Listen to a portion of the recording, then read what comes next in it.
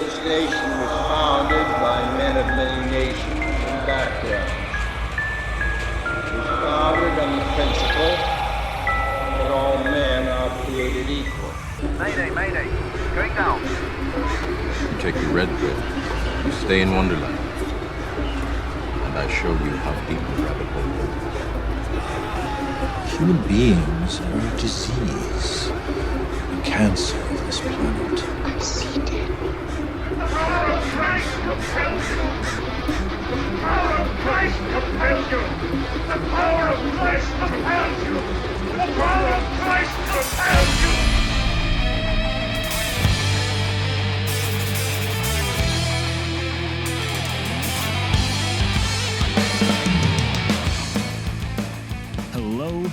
Hello. Welcome to the Swerve Podcast, everyone. If you're a first-time listener and you're wondering what you've stumbled across, we're the Swerve Podcast, and we're three random dudes on a mission to understand everything in the universe, one obscure topic at a time. So our premise is super simple here. Every week, we pick a topic that swerves off the mainstream path, and we research it, and then we discuss it on the fly here on the podcast. So this week, we are discussing the Night Witches, female pilots that bombed a bunch of Nazis by night. But before we get into that, Dragon, I believe you have some words. We have a Patreon. Yeah, okay. We have two tiers. We have the Slap the Ass tier and the Ride the Wave tier. One of them's a $3 tier. One of them's a $1 tier. The $3 tier, you get Patreon exclusive episodes, early access. What does the $1 one get again? You get access to numerous bonus episodes that we do, as well as shout-outs on the podcast. And at this point, it's basically unlimited shout-outs. We also have a second component to this. We like to drink while we do this. We like to get a little, we like to spark the conversation, try some different drinks, craft beer, wine, cocktail, shots, whatever. So I'll let you guys start. Let's, I guess this is as good a time as any to introduce our third person co-host, Izzo. Welcome, Izzo. What do you got for us today? What's up, everyone? Izzo here. So this week I decided to have something a little special. It's a tequila sunrise, and the tequila that I'm using today is Terramana. So it's Dwayne "The Rock" Johnson's tequila. Honestly, my review, it's really good, it's smooth, and in a sunrise, it tastes amazing. So in the sunrise, I have 2 ounces of that Terramana tequila. I've got a little bit of mango juice. I don't like orange juice, so I got mango juice in here. And then some grenadine. So over ice, of course. And yeah, it tastes really good. If you guys are looking for a new tequila to try, I'd recommend Terramana, not just because it's The Rock, but it's actually pretty smooth. So that's what I'll be drinking for tonight. Fuck yeah, really stepping it up from the Coors Light, White Claw, Pink Whitney. We put all of our drink recipes on our social media, so you can go there, refer to them if you're interested in how to make some of the drinks that we're having on the podcast. But yeah, you went above and beyond this week. That's great. How to make a Coors Light. It's on there. So I am sticking to, I have a black cherry White Claw that I'm doing, but I have a thing.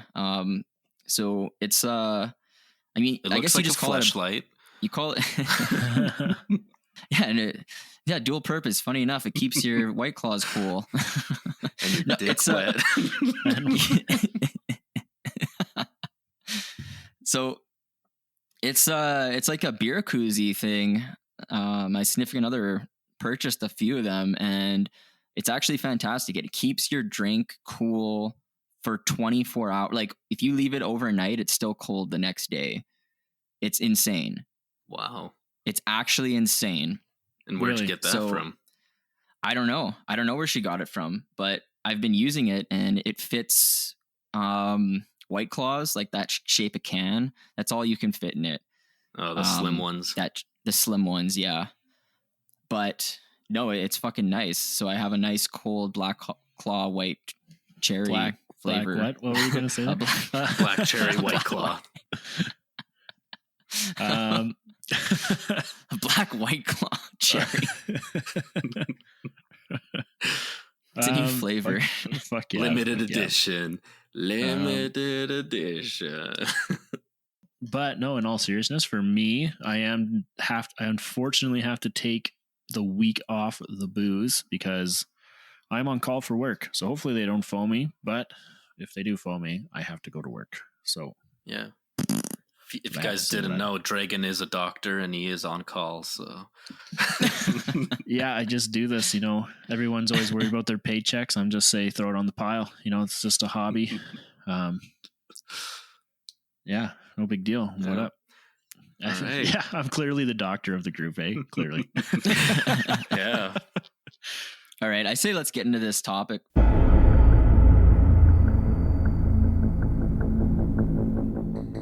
This was something I wasn't familiar with until we had this topic in our little topic recommendation thing. Well, until last week, until we started researching and decided to do this. Yeah. So I'm actually, that's how we roll.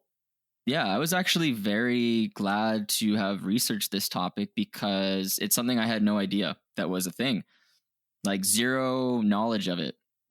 But basically, walking us through the basics here, the Night Witches, they were basically an all-female pilot regiment who flew under the cover of darkness in bare-bones plywood biplanes, bombing Nazis during World War II. That's the topic in a nutshell. But essentially, these chicks were hardcore. They dropped more than 23,000 tons of bombs. Yeah. They were pretty badass. Yeah. Yeah. Oh my goodness. What the fuck is this got? So my my beautiful wife, decided to bring home a stray kitten.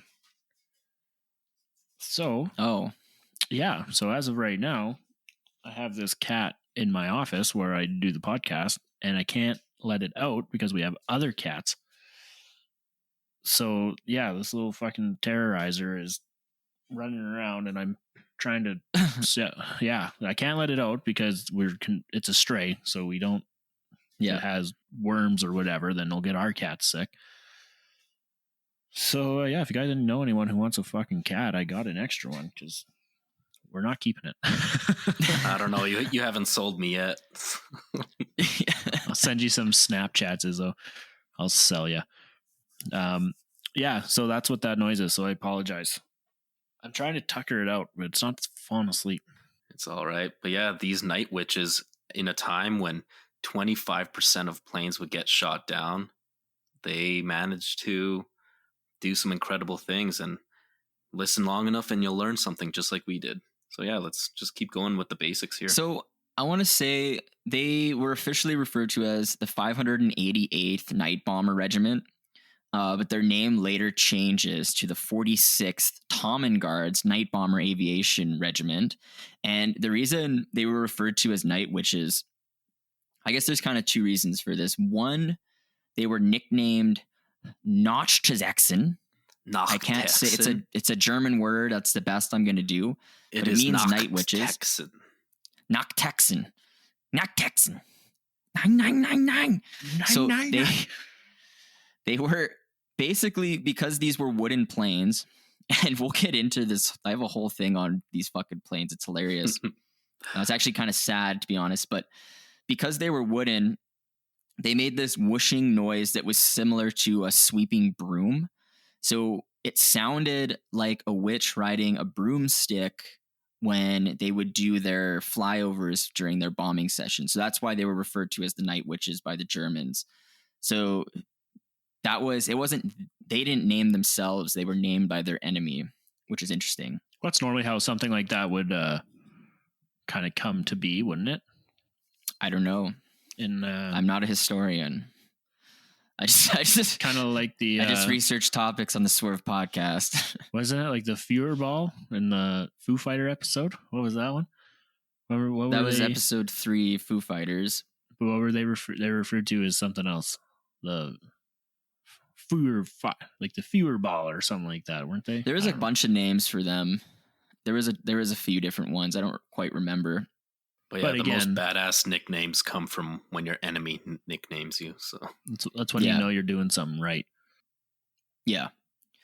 So what's also interesting about the Night Witches is this was actually, they were a Soviet asset.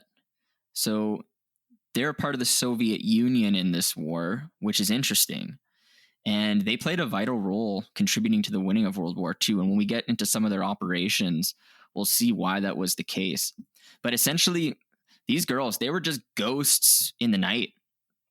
Their planes, they didn't show up on radar or infrared locators because of their size. They were very small. They also did not use radios, so radio locators couldn't pick up these planes. And they would idle their engines when they would do their flyovers to bomb. So basically, the only way you could identify them in the night was the wind noise that they made. That was it. So they were hardcore. They'd fly through, and all you would just hear these witches on broomsticks come by, and then everything would get bombed and fucked up, and you're just like, shit, this is insane.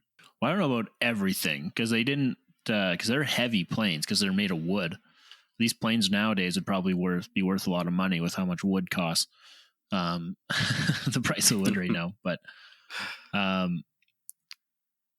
they couldn't fly very far, right? So basically, they'd fly in groups, and like they did like really close tactical type little missions. So I'm just no, 100%. So I mean, that kind of gets me through the nutshell of what's going on with these girls, but I want to talk about how they began, and I kind of want to, because it's an interesting story, and then I want to talk about kind of the equipment and resources they had available to them, because it's kind of, to contrast what they had to work with what the men had is just freaking bad. It's kind of, it's like terrible. And then they had some interesting tactics and stealth things that I want to go through.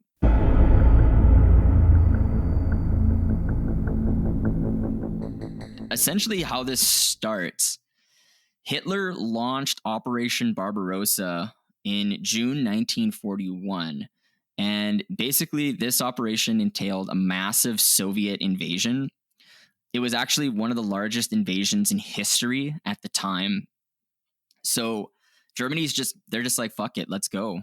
We're going to invade the Soviet Union. So they're just coming in hot. And by fall 1941, the Germans, they're pressuring Moscow, and Leningrad is under siege. So the Soviets, they're kind of like, shit, like, we have to do something. Like, we have to fight back with everything we have. So what they decide to do is, and I mean, it just makes sense to me. This is an interesting thing. It is super smart. Yeah. They're just like, well, 50%, we're not utilizing 50% of our population. So why don't we utilize that? And I mean, that just makes sense in so many ways. It kind of reminds me of, I don't know how much accuracy there is to this, but like in the show Vikings, and my understanding of like the Viking culture, they had women, because for the same reasons, they had women fight amongst the men as well. That's my understanding. I'm not a super like historian. And they were a part of, and it just made their army even stronger, and it just allowed them to just better. They were able to, they could stay home and defend better. Like, they can defend their villages better. Their armies are bigger. So this makes so much sense. And the Russians weren't doing so hot at this point. So up until this point, the women had been barred from combat in World War II, but because the Germans were pressuring them, it caused the Soviet Union leaders to rethink their position and just utilize 50% of their population. So very progressive of them. Yeah. No, I was just going to say, not to be woke on this podcast, but like, that just makes sense. Like, you want to utilize as much as your population for any task or goal, because why wouldn't you? You're going to have more geniuses. You're going to have more talented people if you allow everyone access to things. So, like, not to be super fucking woke, but like, we woke. It makes sense. It's, the Red Army, they were struggling. They needed more war effort. They need more meat on the front lines, right? They need more foot feet Yeah. on the ground fighting this war that they weren't And with winning. communism, everything is equal. So men and women, you get to fight. Well, here's the thing. So I know the women, they had a lot of supporting roles in the war, just like in other countries. So, they would transfer planes, move ammunition, things like that. But they Working didn't the really have, factories, yeah. they didn't have combat roles. But the thing is, there was many women that were willing.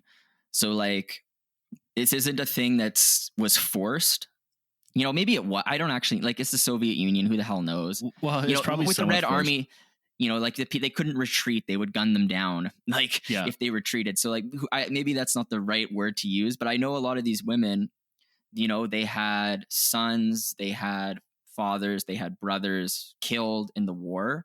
So they were just like, no, I want to end this war. Let's go. So Well, no reason. in a lot of cases, women they can't were be completely patriotic willing. too, right? They're fed up as well. They want to get this over. Another thing that I heard, and or read, I'm not sure if you guys heard this, but my understanding too was in Russia, I guess flying was a pretty popular pastime. So a lot of these women already knew how to fly. Like this was like a hobby they were doing. So okay, I know I didn't come across that. yeah, that's what That I makes heard. sense then. So I heard, so that allowed them to expedite their training. So basically they just had to like military train them, but they didn't have to teach them how to fly. Because they kind of had, They already had like gist. an understanding. So, Yeah. you probably had to learn some like tactics on how to fly a plane out of plywood. But the 2x4 plane, but they were, and then like some combat, all that military, jazz, but they already had that knowledge of flying because it was a pretty common, I guess is my understanding, pretty common hobby, which is kind of cool. Yeah, it makes sense. I mean, it's a large landmass. So even in today's age, if you look at like Canada, for example, a lot of rural areas and farming areas, they have planes, and people just learn how to fly them just like as they would to drive a tractor. They learn how to fly a plane. So it makes sense that many of them would actually have knowledge and flight experience. So Bit of a background. Probably a lot less regulations at the time too. Like, could you imagine? That'd be so you probably amazing. didn't need to like have a license and like a certificate. You probably could just, oh no, I know how to fly a plane.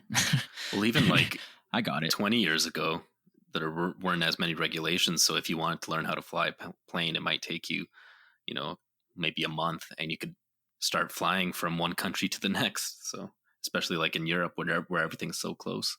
I've heard in Texas, this is what I've heard. So someone who lives there, maybe you guys know, can correct me if I'm wrong, but I heard that you essentially, to get your driver's license, you just need someone to vouch for you that you know how to drive, and then you get it. That's what I heard. I don't know. That's crazy. Well, you know That's what? what I We have heard. a lot of our listeners from the United States are in Texas, so please reach out. Let us know. Let us know. If you I heard that. I'm like, That'd there's be no way that's interesting. true. I don't know. And if it is, I just love Texas even more because, like, fuck yeah. You just have to vouch. Enough of this regulation nonsense. They've been fully open forever, and I'm over it. I'm so jealous. Exactly. Everything's better in Texas, as they say, or bigger. Yes. Is it bigger or better? And Nah, it's Lord. both. It's It's both. both. All right. So basically, because of this need, this 588th Night Bomber Regiment is born, and their first mission is on June 28th, 1942. And it's at headquarters of one of the invading Nazi troop areas. But I have some important details I want to add to this. So there's This one didn't go so hot, right? Their first. So I just stole it. I wasn't gonna go. Well, no, I wasn't gonna say that at all. Next, what are you talking? What happened? They had some people die, and they just didn't do well, and then they had to go like back to training or something like that. Okay, yeah, I don't know. I don't actually know what happened with their first one at all. Oh, okay. Yeah, that's my understanding. Their first flight didn't go so hot.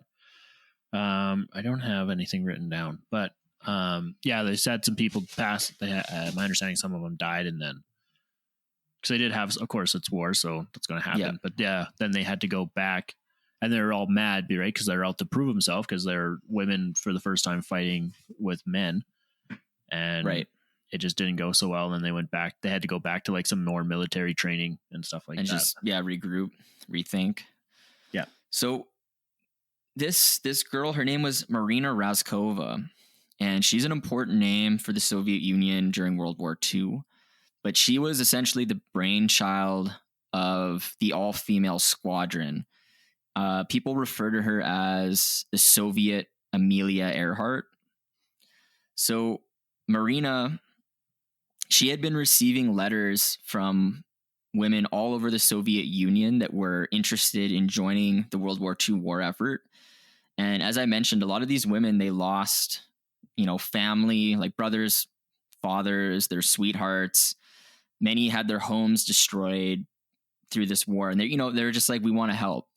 So they're asking Marina, they're like, we want to do this. Like, let's go. And Marina, she actually had she was close to Stalin. So she actually petitioned Joseph Stalin and convinced him to let her form an all-female squadron. So on October 8th, 1941, Stalin gives official orders to deploy 3 all-female forces. And one of these 3 female forces was this night bomber regiment. So, Girl squad. Yeah, exactly. So it's actually a fun fact. The Soviet Union was the first nation to officially allow women to engage in combat. So, they're woke. Step aside, Charlie's Angels. It's time from Boris's Angels. Stalin's Angels. Stalin's Angels. It's probably not a good thing. No, I feel like that's not not at all. It's not. You don't want to be Stalin's Angel. I don't feel like you don't want to be on. I don't think you want to have be on Stalin's radar, like at all. No. Rasputin's Angels. So at this point, this is when the Night Witches begin. Marina, she selected 400 women from a pool of 2,000 applications for each of 3 teams. And these women, they were young. So 17 to 26 was kind of the range of ages we're talking about with these women that were fighting. And the Night Witches squadron was led by, I'm going to butcher this name, Major Yevdokia Bershansaka. Bershansakaya. Okay. Pronunciation. It's good. We have another pronunciation person. Yevdokia Bershkskaya. Okay, let's go with that. Perfect. Pretty good. So, yeah. And the Night Witch team, although they selected a lot of people, my official number I found was that the team had 261 people in total that served with it. So quite the sizable force for like an all-female, air infantry or whatever. I don't know. Well, that's what allowed them. They did a lot of runs. They had a lot of people going. Oh yeah, they had a lot. They did a lot of shit. But when they began, they moved to Engels, and this was a small town north of Stalingrad. And this is like where they start their training. It was at the Engels School of Aviation. And I had in my research that they only had a few months to learn what would normally take years. So like their whole education was very compressed and like rapid. So maybe now that you mentioned some of them had experience already, maybe that's why that approach was successful, and maybe it wouldn't have been otherwise if they weren't. I think it helped, but I do believe it was like a time crunch. It was. Or, maybe they didn't have a lot of faith in this group. So it was just, okay, we'll give them basic training and we'll see what happens. So we're not going to dedicate a bunch of resources and time to this because, it might not work out. That's also. Well, yeah, and they weren't even giving some of their soldiers bullets. So like they're pretend you're shooting. Well, I mean, I think why that approach worked, because these women were also like you said, Magnum, they wanted to be a part of the war. They wanted to be a part of the war effort. And they knew, right? Like they're not dummies. So they know that like, if they don't make this opportunity work, they're just going to pull the plug and you're going to be back in the factory and doing other things, right? To help the war effort. So, I'm guessing that it makes sense to me. They probably put their A game best foot forward. Like, hey ladies, let's make this work. Let's make this happen because we want to serve our country and fight for our country too. And exactly. good thing they did, because it was It was huge. It was a It was huge a success for them. It was a success. It was huge, and it allowed them to allowed their ground forces to advance there, because they were like attacking trains, and like that's what they were going for. Like they were trying to inconvenience the Germans. Like they were trying to, we're going to hit your factories, we're going to hit your supply lines. That's what we're after here. It's brilliant. Exactly. Super smart. So, I mean, needless to say, they had a huge learning curve, learning all like the military shit and just to fly a plane. I'm sure not all of them knew how to fly planes. And the other thing that they had was the skepticism from like the male military personnel. And you can imagine, right? It's just like, you know, with any sport, you know, I remember like, you know, playing hockey and stuff. If there's like a female on the team, you know, when you're growing up, like no one's hit puberty yet. So like some of the other teams have like females on the team, like everybody's super skeptical. They're like, okay. So I can imagine like having these women come into war. They're like, okay, everybody's highly skeptical of what's going to happen. And it's probably having an impact on them. I would imagine, like if I'm putting myself in their shoes, having everyone kind of like doubt you, you're like, ah, fuck. You have to like, you know. But you see it even at, sorry, Izzo, go ahead. I was just going to say, it's kind of like female, like UFC fighters, like everyone kind of like people looking the outside in. They're like, oh, like why would women want to be fighting, or they're kind of doubting how entertaining it is. But the UFC female fighters are entertaining as fuck, like even more entertaining than the males.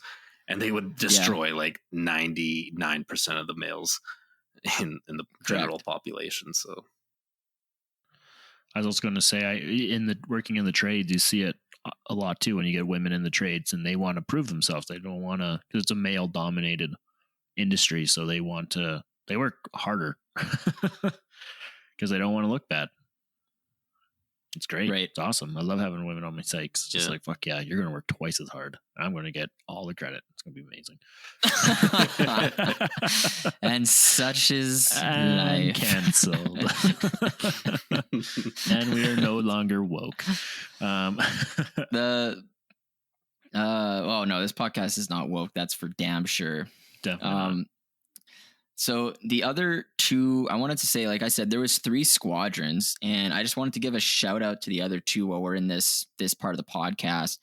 There was the 586th Fighter Aviation Regiment, and this was females as well.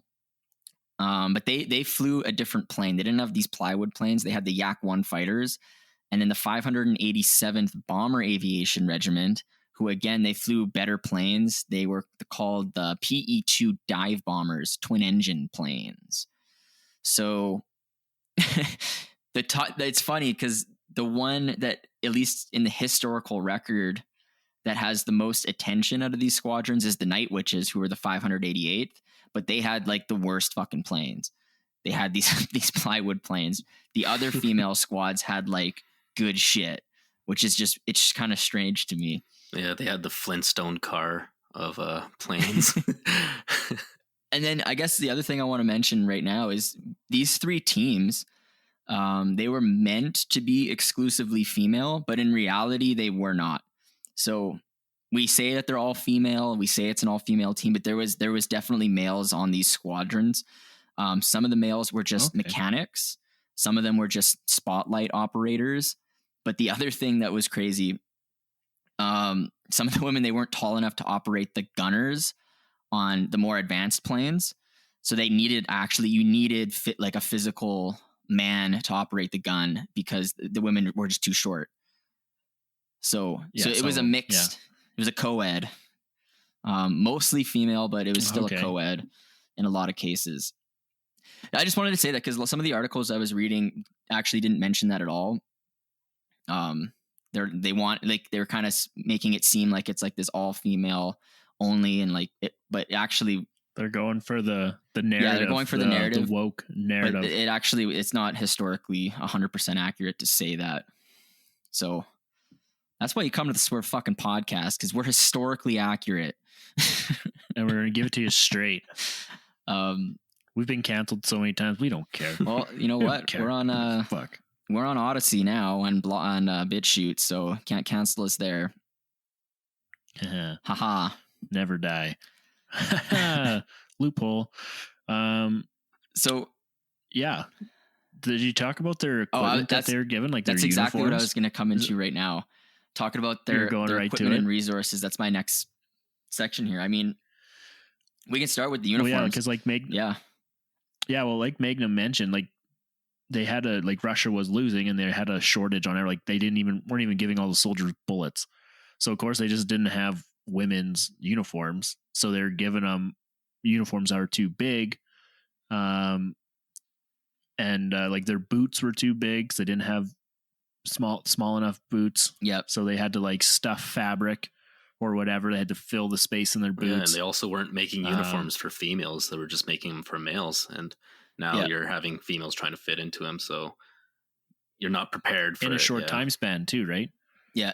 Because and they're rushing to get these women ready for combat. So there's no time, and you're fighting a war. So you don't have time to think about these. I mean, if we were fighting a war now in 2021, we probably would make time. Whoa. We got to make sure that everyone has the right uniform and one size fits whatever. all. It would be like, Just a bunch of spandex, like super stretched spandex. Yeah. But yeah, this is World War II, man. Like, it's for everyone. go time. So and I guess so a lot of the women who, obviously because of the roles they had been in the past and stuff like that, a lot of them knew how to sew and stuff like that. So they were able to kind of craft make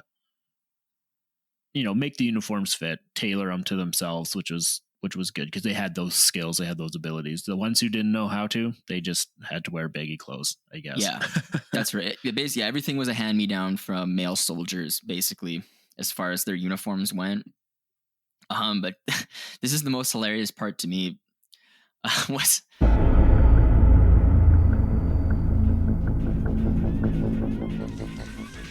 Before we continue this episode, if you are enjoying our super cool podcast, the people you hang out with probably will too. Do us a solid and please share this episode to your Facebook, Twitter, or other social media platforms. We would appreciate it a lot. I also want to take this opportunity to shout out some of our valued listeners. Special shout out to Dana McDougall. You are a true champion among mere mortals. Thanks a ton for supporting us on Patreon, engaging with us on YouTube, and even reaching out to El Yucateco Hot Sauce on our behalf to solicit a sponsorship. We truly appreciate your support. Also, shout out to Spurgelicious on Patreon as well for a plethora of fantastic topic suggestions. You also absolutely cracked us up with your responses to our boomerangs on Instagram a while back. Thanks for the continued support. May good karma and vibes be with you all. Back to the show.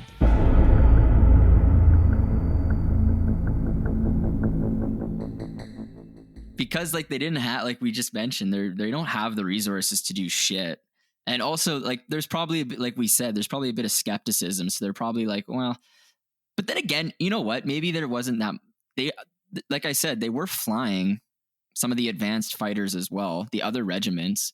So maybe that statement's not 100% accurate. But this regiment, the planes that they were given were 1920s crop dusters that had been used as training vehicles or to spray crops. So that's what they had. And they're made out of plywood and fabric, literally. They're a light 2-seater. They have open cockpits. So they're not meant for combat at all. Literally nothing at all. No. They were referred to as being like a coffin with wings. And this is what they had. This is what they used. The Night Witches. There you go. Yeah. Thanks for joining. Coffin Thanks with for your wings. services. Yeah. Here's a flying death trap. It's like the original Wright brothers plane. Yeah, it's not much different. Very, very basic. It's literally plywood with canvas pulled over the wings. Yeah. So yeah, there's no protection from the elements at all. No protection. So, and it was slow. It didn't fly high. So it had the worst combination, whatever. So it has no protection and it's slow. Oh, that's a great combo. Yeah. You know what I mean? Normally if you're slow, you want to be well protected, or if you want a little protection, you're super fast. Yeah. It's no, this thing's slow. It's combustible because it's wood. So it also didn't fly very high. No, Like, it was low altitude. It was very low altitude. So obviously for tactical reasons, that's why they're flying at night. But they also just couldn't fly during the day because They would otherwise just you were get gunned legit. down, sitting ducks. It was just target It's like practice. It's like entering a NASCAR race with a PT Cruiser. Yeah, pretty much. It's like pretty much. So unless you do it at night. So I want to say, like, one of the risks of flying this is the frostbite, just because there's no protection. It's open cockpit. You know, they're flying at night. It's colder. And you're in Russia. And you're in Russia. So they endured freezing temperatures on a lot of these missions. And the planes were so cold during the harsh Soviet winters that just touching them, your bare skin could rip off just from freezing to it. So it's crazy. And I had some reports, like when I was going into some of the anecdotes, some of the women, like, they would return from their mission and they just be shaking because they're frozen. But they were like, fuck it. They would just load up more bombs and then refuel and then just go right back out. You know, just literally like hyperventilating from the cold. They didn't give a shit. Just like hardcore Russians, just fuck it. Let's go. Oh, yeah. Crazy. They've survived worse. Are you kidding me? Well, I mean, not worse, but element wise, probably. Yeah. Back in Russia. So, and the vodka probably. I don't know. Yeah, it keeps the blood warm. They're probably making vodka on the planes while they're crop dusting people. Crop dusting people. That doesn't sound right. Good old crop dust. I had another anecdote from one of the veterans that was in the night, which is she was saying you could literally poke a hole through the wing with your finger because it's mostly fabric. So that's how bad these planes were. Like, you can poke a hole through them with your finger. That's what we're talking about here. And then you're expecting them to go against real fighter jets with bullets and all this other shit. Like, what kind of fabric were they using? Like T-shirts. T-shirts. I don't know. Whatever they had, just like 2-ply toilet paper, just kind of like tossed on. Yeah, 2-ply but they had to split the ply in half. They had to peel it they had to save money. Just one, 2-ply is they made use of it. Had twice as much. Yeah, so this is not even like some badass like Kevlar type fabric we're talking about. Oh, no. We're talking about like some cotton wetted down like paper mache style or something like that. Just kind of I don't know what it was, but that's what they had. So I do have these are some. If that wasn't crazy enough, here's some more crazy shit. So the planes, just how they're designed, they have a super limited weight capacity, and obviously like bombs weigh a lot, and like that's what you need the most if you're going to be bombing stuff. So they had these women, they had no parachutes. They were too heavy to carry, so they're like, no, you don't get parachutes. Well, but also for the parachutes, the planes didn't go high enough. The parachutes essentially wouldn't have done anything. You would have just volunteered death anyways. I don't think they would have worked. That's true if they had the bombs, but once they dropped the bombs, they could go higher. So in any case, they didn't have parachutes. Like, so all the men who flew the plane, well, actually I shouldn't say all the men, because there were females flying some of the other advanced planes, but those ones had parachutes. Like, so the Night Witches, they never had parachutes. They're just like, nah. They probably use the parachutes as the fabric for the wings or something. Like, yeah, one or the other. They also weren't allowed, or not that they weren't allowed, they just weren't given radars or guns or radios. So remember when I mentioned the basics it turned out that was kind of an advantage because you couldn't detect them because they didn't have radio. That wasn't intentional. Like, they just weren't given those things. So like they didn't know they didn't have the basics that you would need to fly a plane. Instead of the radars and radios, they were given rulers, stopwatches, a map, compasses, a flashlight, and a pencil. And fun fact, do you know what they used the pencil for? Writing notes. They used it as eyeliner, and that's a fucking fact. they probably like, what the fuck am I going to do with this? I'm bombing Nazis. Like, It's the intimidation factor, like semi-pro when Will Ferrell gets his players to put on eyeliner to like scare the other team. And then they start sweating and it like leaks into their eyes. well, like, I mean, the pencil thing is twofold. One, it's like, it just sounds demeaning to me. They're like, here's a pencil, go bomb. But the other thing that it shows me, the fact that they were using it as eyeliner, it shows you how shit the Soviet Union was, right? Because like you have the capitalist West with, you know, they have like their nylon like pantyhose, and they have like their eyeliner and like makeup and stuff and like all these luxuries. The Soviet Union didn't have that shit because that's how the Soviet Union worked. That's how the communist thing worked. So it's just interesting to me that you have to use what you have available. That's how it goes to show how shit it was. In the middle of not to say that communism's awesome or anything like that, but they're also fighting a frontline war. It's just interesting to me. It's just interesting. With everything, it's an anecdote to toss out there for sure. I agree with you. So the last thing with that, I just wanted to mention, because like I said, we're fucking historically accurate here on the Swerve Podcast. I said they didn't have parachutes.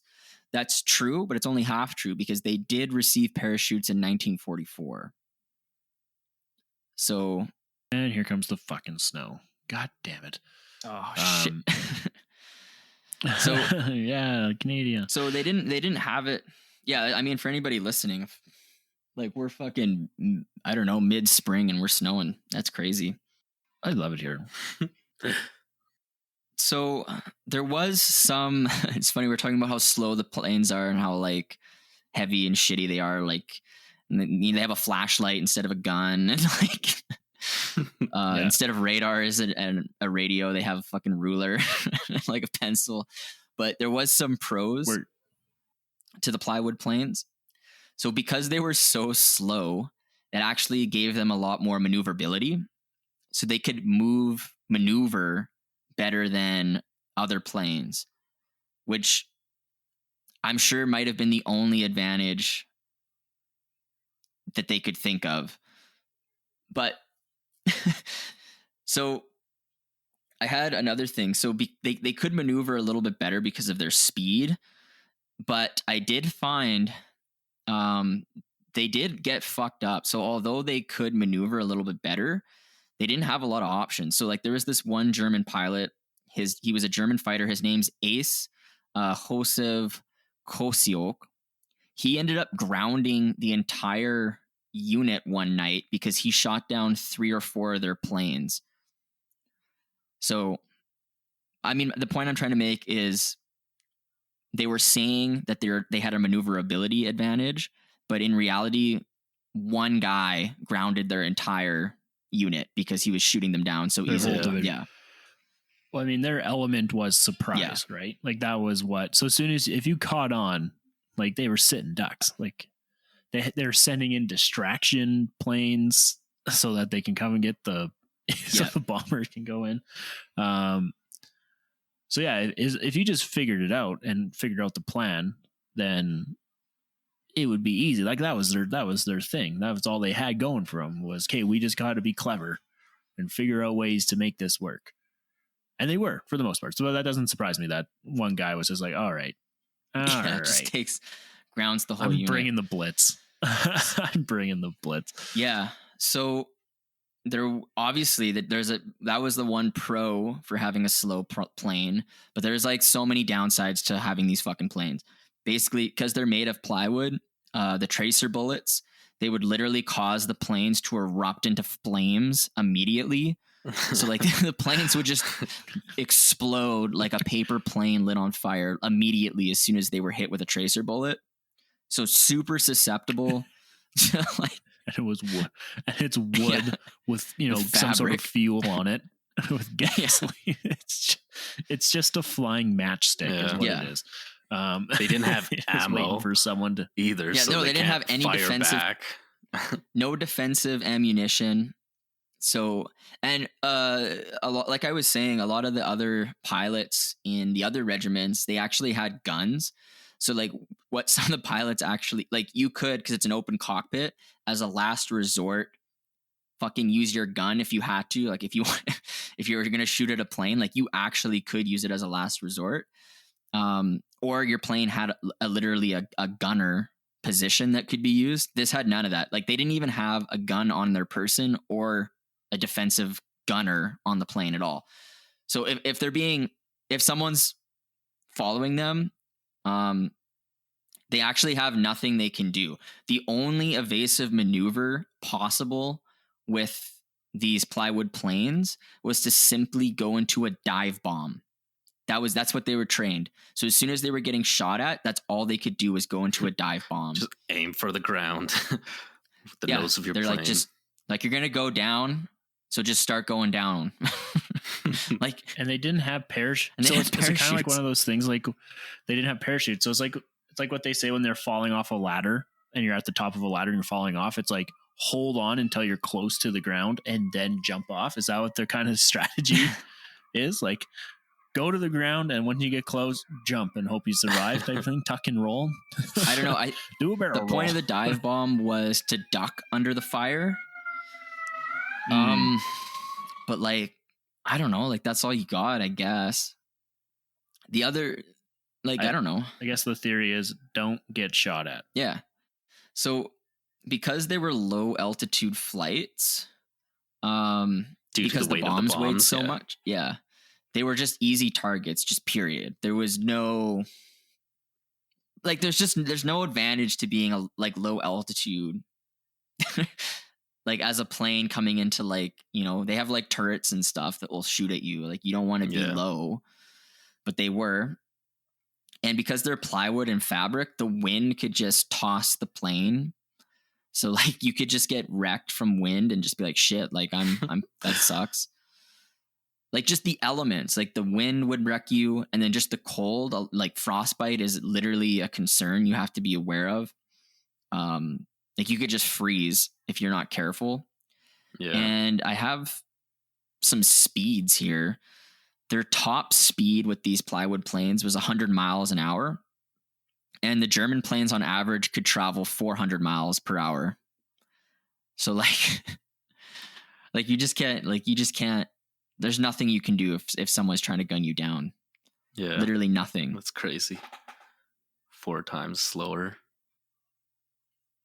Yeah, you can imagine, like, just it might sound like it's not that big of a difference, but like just think of a car going 4 times faster than another car. It's and winning. It's a lot. It's a lot. Yeah. With more protection, with actual guns, with But did they have pencils in those other planes? No. Did they have eyeliner?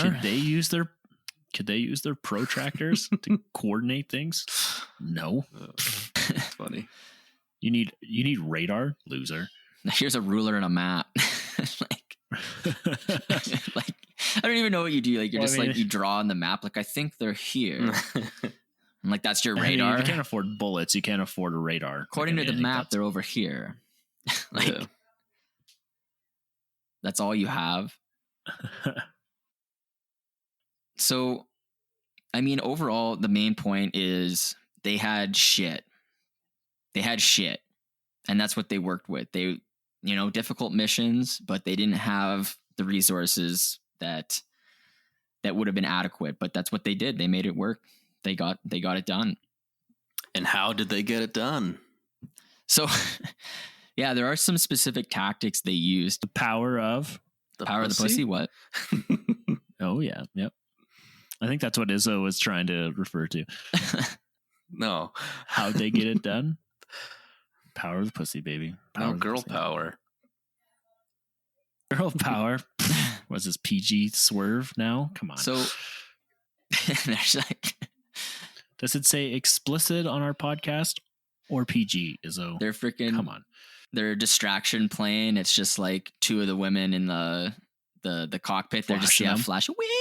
It's like Girls Gone Wild, World War II style. Whoa! In a cardboard plane. Yeah, If these planes were made out of plywood, the distraction planes were made out of cardboard. These Hans, They're just like these Soviet women are fucking crazy. Check it out. The way that their leg They hair just- blows in the wind. they just have a sign. They just fly beside the Nazi planes. Just a sign, just honk for tits. Look how sexy she is with planes- her eyeliner, her pencil eyeliner. It's so hot, Hans. And that's how they were. Hans. Why is it? I don't know. It's a German name. Hans. I know a few Hans. They're all German. Oh, okay. Well, we're definitely not woke anymore. We were doing pretty well, but What we're do you not mean? woke anymore. That's all Well, right. that's what strategy they had. They had a distraction plane. I'm just extrapolating it. Maybe their Yeah, distraction I mean, plane. how they distracted them. How they distracted them, we don't know. It's cold out there. Hard nips.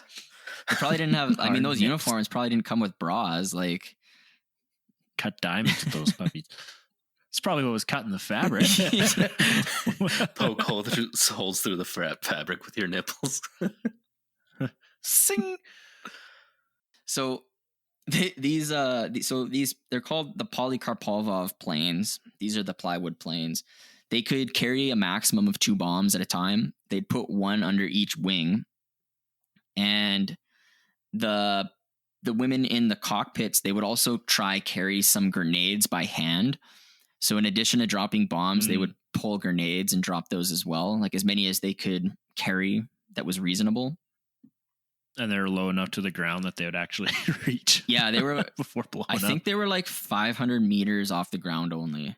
Like that was kind of their altitude with the bombs, which that's not high. Like 500 meters. How many feet is that for our American I didn't do this listeners? calculation for the American audience. I have 500 meters. I mean, like that's like, think of like there's like tall buildings that are that high. Like they're pretty. Those are like really tall buildings. It's about 1,640 feet. It's the point is it's low. It's not high. No. Yeah.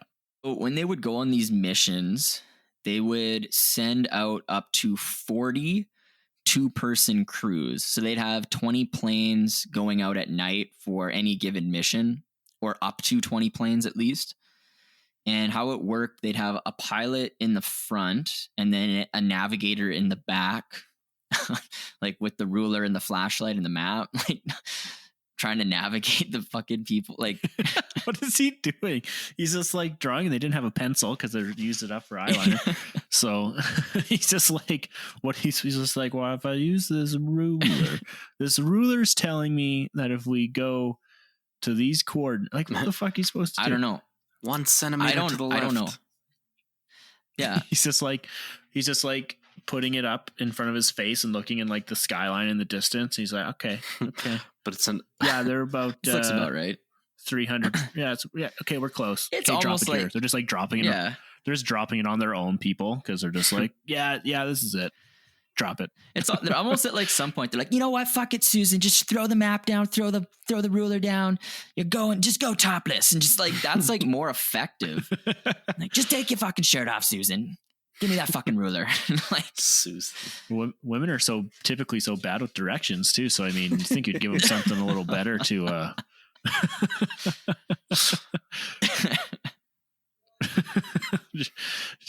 I mean, I'm surprised they hit anything. yeah, they were. Yeah, I mean, it worked. So Probably got lost a couple times. That's why gas was an issue. That's why they couldn't go far, because they probably could have gone further, but they had to do Just a couple going laps. around in circles. No, Susie, you had to turn right, not left. anyway, these planes, they would execute 8 to 18 missions per night. Which is actually pretty crazy considering like the average is, I don't know, way less than that. Yeah, I don't know. It still sounds like a lot to me. It's not like each plane did 8 or 18, like 8 to up to 18 missions a night. And like we said, they'd have to drop the bomb, come back, load up, refuel, and then go out again and keep doing that. And it sucks because like we said, you're just a flying coffin, essentially a matchstick in the sky. Just really the cover of darkness is the only thing that's your huge advantage of the Night Witches, was the surprise shock factor, and like hard to detect. But basically, what their strategy was, they traveled in packs. So the first plane was bait for German spotlights. And then this plane would fire off a flare to light up the intended target for the bombing. And then after that, the following plane would idle its engine and it would just glide in the darkness to the bombing area where that flare was and just start bombing stuff.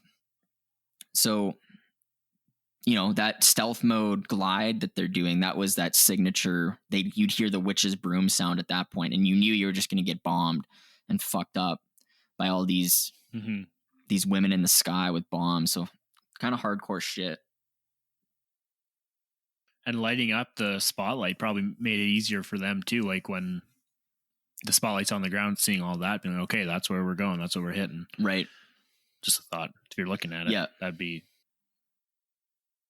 Yeah, and that glide was that's what the signature witch's broom sound was. It was just them gliding through the wind. It was probably terrifying when you hear it. Yeah. Because you're like, fucked. Oh, fuck.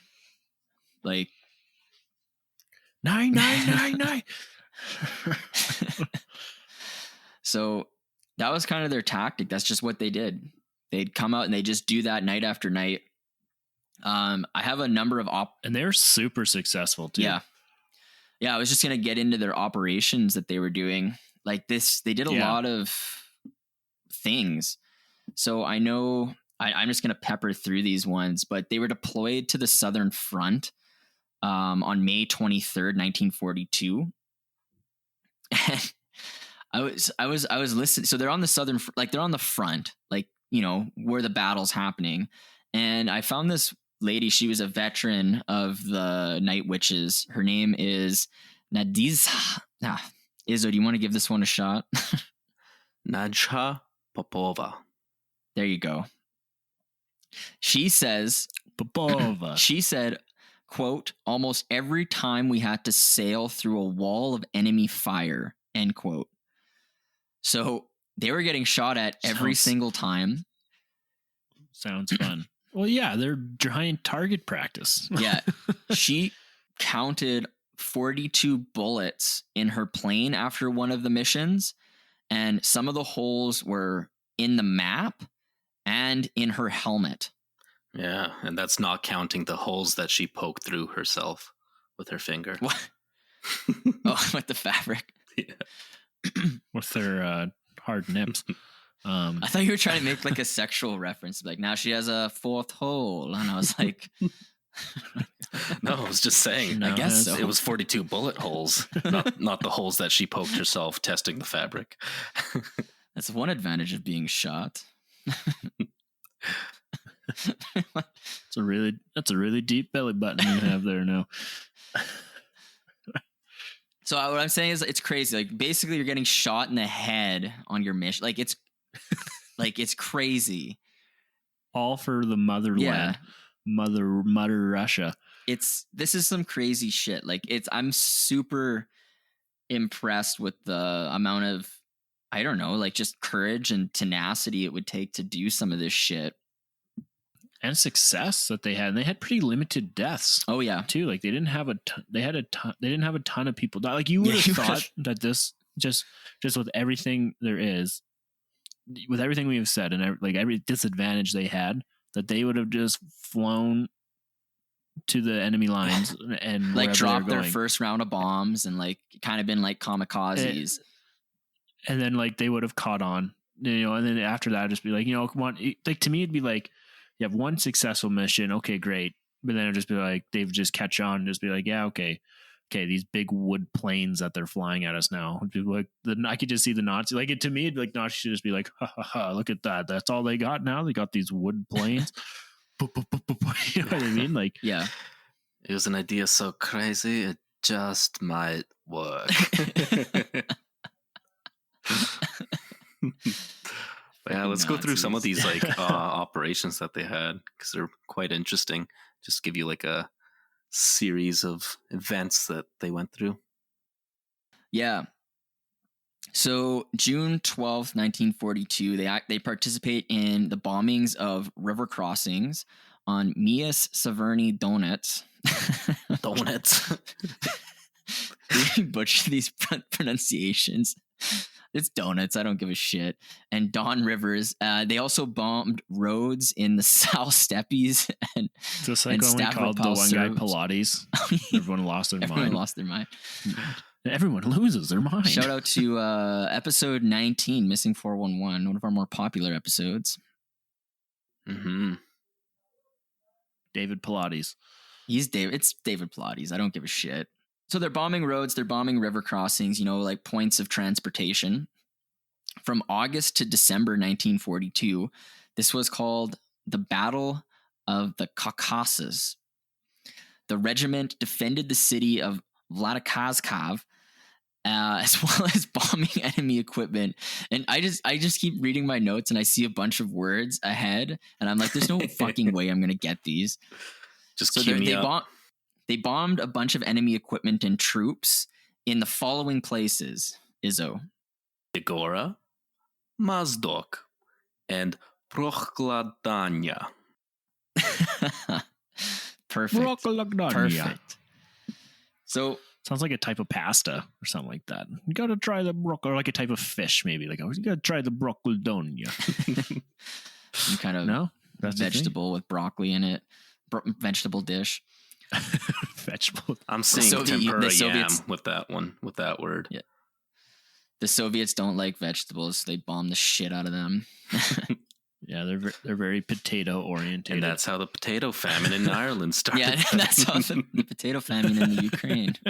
So, Jesus. So January. Man, is it coming down? January 1943. They assisted in the breakthrough of enemy defensive lines at the Terek River, as well as offensive operations against ground troops in the Cuban River Valley at Stavropol. Fuck's sakes. Stavropol. So just say it. I'm trying to say it. Just do it. Don't hesitate. Just do it. So March, September 1943.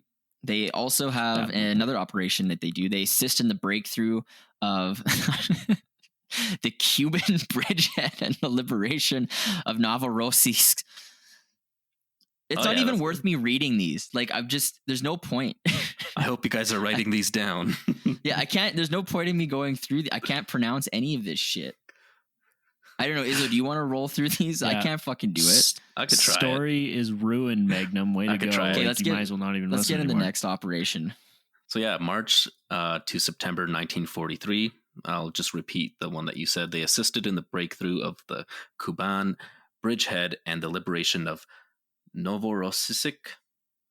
In April to July of 1943, they participated in an aerial campaign over Kuban, so that area is just getting fucked.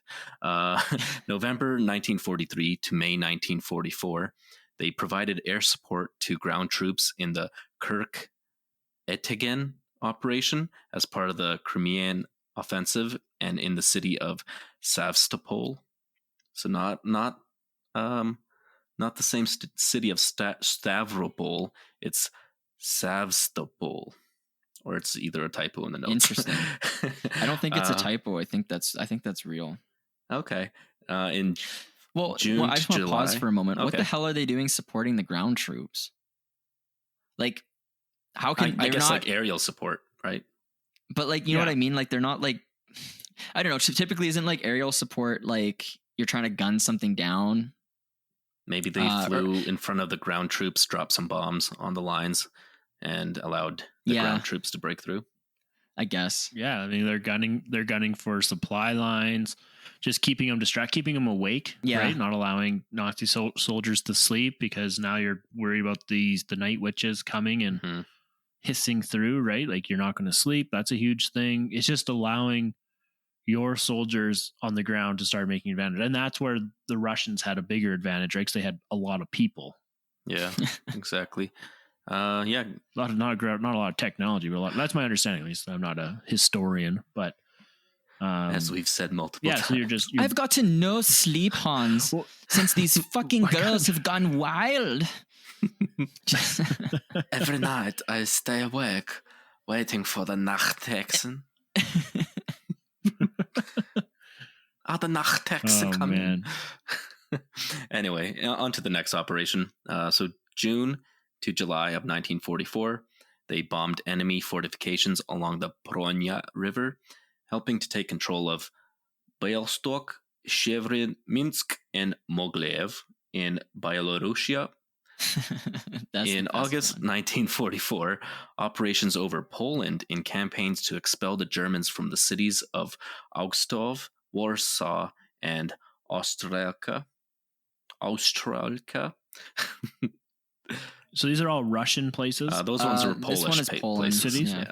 Poland. Okay, so they Yeah, I remember the advanced a little Battle of further west Warsaw. now. Okay. Shout out to the Witold Polexi episode we did. Ooh, He's from Poland. Okay. But he fought against the communists, didn't he? At the time, I don't believe so. No, He fought with the commies? he fought for Poland, like the real Poland, right. not the what would you say, the puppet government. The flip-flop Mhm. the flip-flop Poland. Yeah, and just to list off a few more here, just quickly, in January 1945, so when they had parachutes now, they participated in the East Prussian Offensive. March 1945, participated in offensives over Gdynia and Gdansk. And That sounds April right. to May 1945, assisted in the Vistula Oder Offensive. Yeah, and then in basically like total, the yeah. war is basically coming to a close at the end there. Exactly. So let's get into like a little quick summary here of all of their missions. And Yeah, I mean, so like we said, they were doing like 8 to 18 missions per night, and there's 20 planes going in at any given time. So they flew 30,000 missions in total. That's like 800 per pilot and navigator. which is So way more than the males were doing. That's a lot. They dropped 3,000 tons of bombs and 26,000 incendiary shells. Now, I just realized I have a correction to make. I think in the basics, I said they dropped 26,000 tons of bombs. That's a mistake. They dropped 3,000 tons of bombs. 26,000. Well, which one's the mistake? The first one that I said. The 23,000 tons of bombs. Yeah, it's 3,000 tons of bombs. So you better listen through the entire episode to make sure that you have all the facts, or else you sound like a complete idiot if you just listen to the first 10 minutes. Idiot. That's why you got to listen to the whole episode. Kind of like we do as we discuss these topics. So, idiots. In total, they had 28,676 flight hours amongst them. And like you mentioned, Dragon, they did lose people, 32 members in total. But like we said, there was 261 of them, and they're literally flying coffins. So considering the disadvantages they had, and like what they were doing was essentially a suicide mission. Yeah. Like the fact that they only lost 32 But people. even more interesting with that is they weren't all plane related. Like some were plane crashes, some were combat deaths, but some were from things like tuberculosis. Yeah. So just like random sicknesses. Well, that's normal in war, especially. But yeah, you got to make that then. distinction that it's not 32 like in combat deaths. Yeah. Yeah, there's various Right. things. So yeah, it wasn't the mission that was failing. It was they were things. largely just straight up successful efforts with their stuff. 24 of the flyers were awarded the title of Hero of the Soviet Union, which is a prestigious award in the Soviet Union.